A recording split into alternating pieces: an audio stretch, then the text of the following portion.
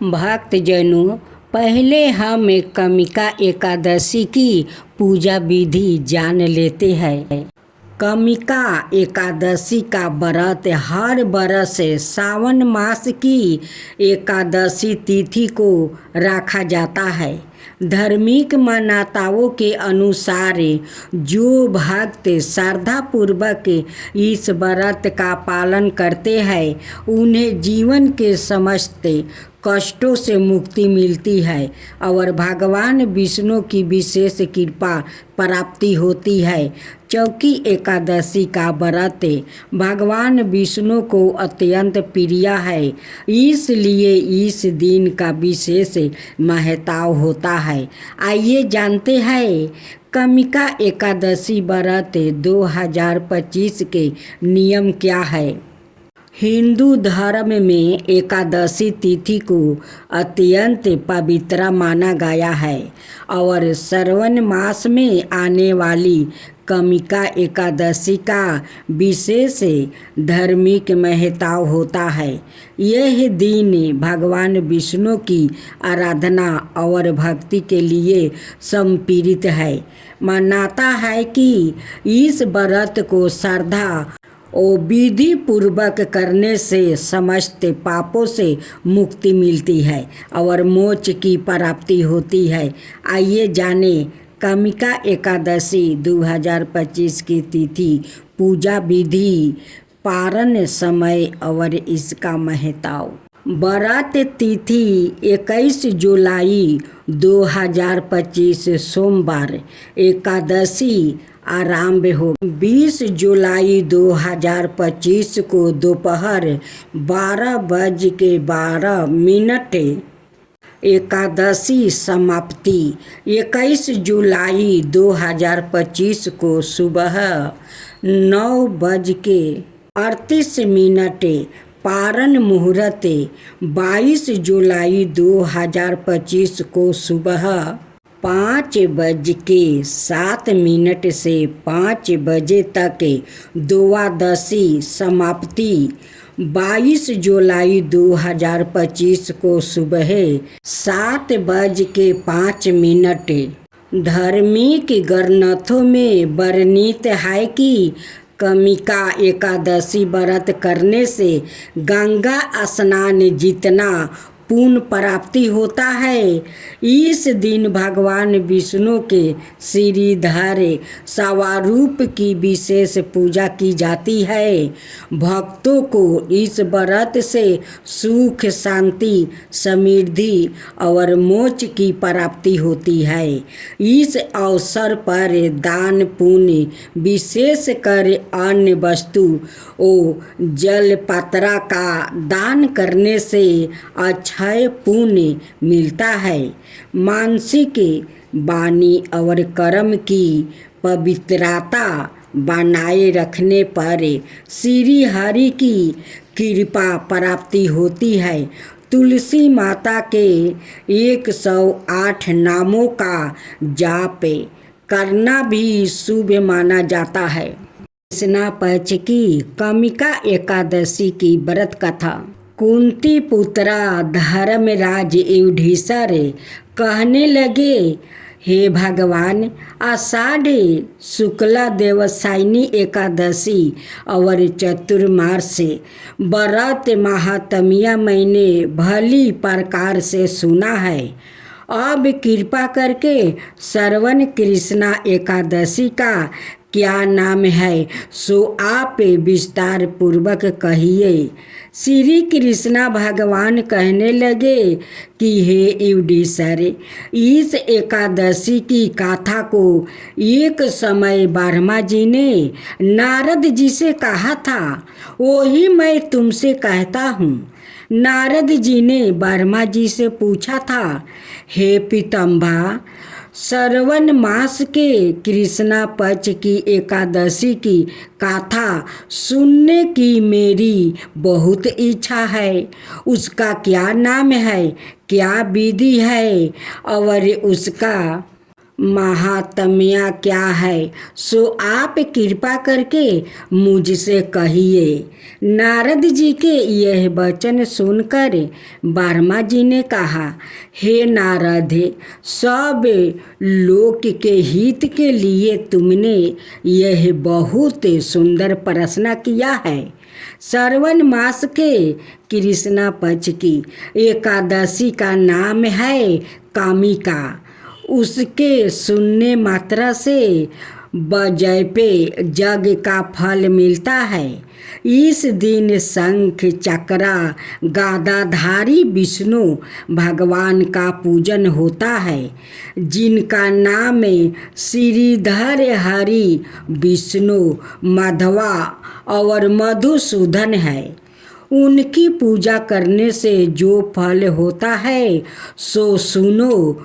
जो फल गंगा काशी नैमी शरणाए और पुष्कर स्नान का नहीं होता, वो विष्णु भगवान के पूजन से मिलता है। जो फल सूर्य और चंद्र ग्रहण पर कुरुक्षेत्र और काशी में स्नान करने से, वन सहित पृथ्वी का दान करने से, सिंह राशि के बृहस्पति में, गोदावरी और गंदगी नदी में स्नान करने से भी प्राप्ति नहीं होता, वो भगवान विष्णु के पूजन से मिलता है। जो मनुष्य श्रवण में भगवान का पूजन करते हैं, उनसे देवता, गंधर्व और सूर्य आदि सब पूजित हो जाते हैं। और पापों से डरने वाले मनुष्य को कामिका एकादशी का व्रत और विष्णु भगवान का पूजन अवश्य करना चाहिए। पाप रूपी कीचड़ में फंसे हुए और संसार रूपी समुद्र में डूबे हुए मनुष्यों को कामिका एकादशी का व्रत और विष्णु भगवान का पूजन अवश्य करना चाहिए। इससे बढ़कर पापों के नाश का कोई और उपाय नहीं है। हे नारद, सवाए भगवान ने यही कहा है कि कामिका व्रत से जीव किरियोनी को प्राप्त नहीं होता। जो मनुष्य इस एकादशी को भक्ति पूर्वक तुलसी दल भगवान को अर्पण करते हैं, वो इस संसार में पापों से दूर ही रहते हैं।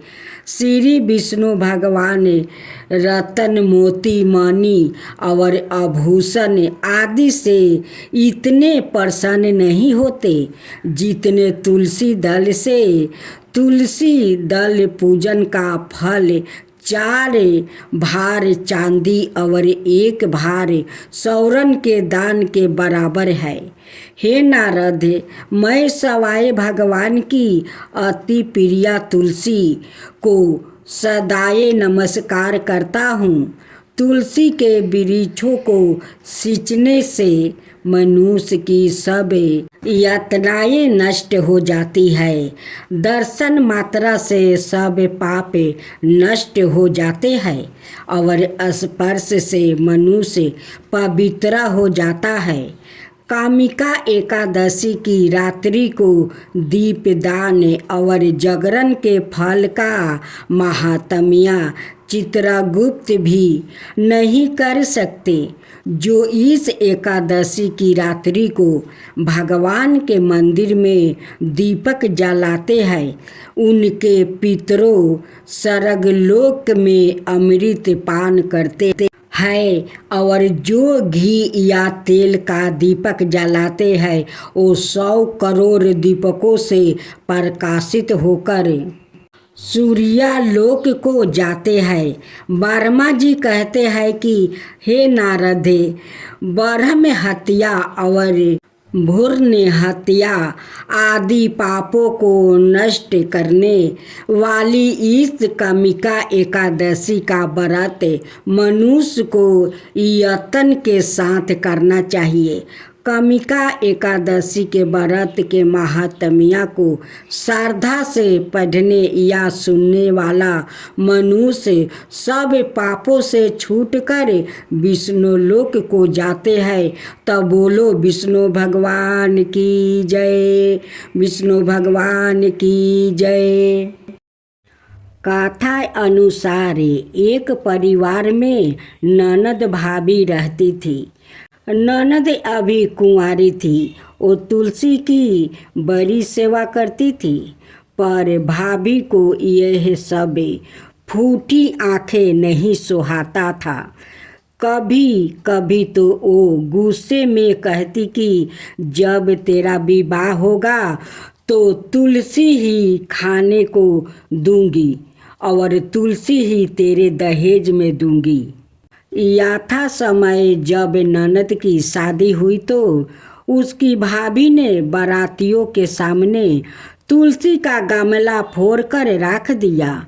भगवान की कृपा से वो गमला स्वादिष्ट भोजन में बदल गया। गहनों के बदले भाभी ने ननद को तुलसी की मंजीरी पहना दिया तो वो सोने के आभूषण में बदल गई। वस्तुओं के स्थान पर तुलसी का जनेऊ रख दिया तो वो रेशमी वस्तु में बदल गया। ससुराल में उसके दहेज आदि के बारे में बहुत बड़ाई हुई। इस पर भाभी को बड़ा आश्चर्य हुआ और तुलसी जी की पूजा का महत्व उसकी समझ में आ गया। भाभी की एक लड़की थी। वो अपनी लड़की से कहती कि तू भी तुलसी की सेवा किया कर, तुझे भी फुआ की तरह फल मिलेगा। पर लड़की का मन तुलसी की सेवा में नहीं लगता था। लड़की के विवाह का समय आया तो भाभी ने सोचा जैसे व्यवहार मैंने अपनी ननद से किया उसी के कारण उसे इतनी इज्जत मिली, क्यों ना मैं अपनी लड़की के साथ भी वैसा ही व्यवहार करूं। उसने तुलसी का गमला फोड़कर बारातियों के सामने रख दिया, परंतु इस बार मीठी मीठी ही रह गई। मंजीरी ओ पते भी अपने पूर्व रूप में ही रह गया और जनेऊ जनेऊ ही रह गया। सभी बाराती भाभी की बुराई करने लगी। ससुराल में सभी लड़कियां की बुराई कर रहे थे। भाभी ननद को कभी घर नहीं बुलाती थी। भाई ने सोचा मैं ही बहन से मिल आऊं। उसने अपनी इच्छा पत्नी को बताई और सौगात जाने के लिए कुछ मांगा। भाभी ने थैले में जुआर भरकर कहा और तो कुछ नहीं, यही ले जाओ। वो दुखी मन से चल दिया। भाला बहन के घर कोई जुआर लेकर आता है। बहन के नगर के समीप पहुंचकर उसने एक गौशाला में गाया। गाय के सामने जुआर का थैला उलीट दिया। तब गौपालक ने कहा, ए भैया, सोना मोती गाय के आगे क्यों डाल रहे हो। भाई ने उसको सारी बात बता दिया और सोना मोती लेकर प्रसन्न मन से बहन के घर गया। बहन बड़ी प्रसन्न हुई। कथा की लोक प्रिया यह है कि तुलसी माता को जो भी कोई श्रद्धा भाव से उनकी पूजा करे, तुलसी माता उन पर प्रसन्न हो जाती है और अपना भक्तों को दुख तकलीफ वो अपना लेती है। तब बोलो तुलसी माता की जय, तुलसी माता की। अब आप श्रवण करेंगे 11 माता की नई कथा।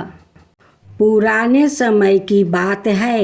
एक नगर में राजा अमर सिंह नाम का एक धर्मनिष्ठ और अन्याय प्रिय राजा राज करता था। उसकी रानी मलिका अत्यंत सुंदर, बुद्धिमती और धर्मपरायण थी। वो दोनों संतान सुख से वंचित थे। रानी नृत्य देवी देवताओं की पूजा करती, परंतु संतान की प्राप्ति नहीं होती। एक दिन रानी ने नगर में हो रहे एक व्रत की कथा सुनी। 11 माता व्रत की मलिका महिलाओं ने बताया कि यह व्रत कार्तिक शुक्ला एकादशी को किया जाता है, जिसमें व्रती पूरे दिन जल फल पर रहकर माता की पूजा करती है और रात्रि को माता की कथा सुनती है। यह व्रत संतान सुख, विवाहिक सुख और दरिद्रता से मुक्ति मिलने वाला। रानी ने पूरी श्रद्धा से व्रत किया, 11 माता की पूजा की और सच्चे मन से संतान की प्रार्थना की। कुछ महीनों बाद रानी ने एक तेजस्वी पुत्र को जन्म दिया, जिसका नाम उन्होंने धर्मसेन रखा। बच्चा जैसे जैसे बड़ा हुआ, वो राज्य कार्यों में निपुण, माता पिता का आज्ञाकारी और प्रजा का प्रिय बन गया। रानी और राजा ने यह चमत्कार 11 माता की कृपा मानी और हर बरस यह व्रत पूरे राज्य में धूमधाम से करवाने लगी। 11 माता की कृपा से उस राज्य में कभी अकाल, बीमारियाँ या दुख नहीं आया। सभी लोग सुख, स्वास्थ्य और संतोष जीवन जीने लगा।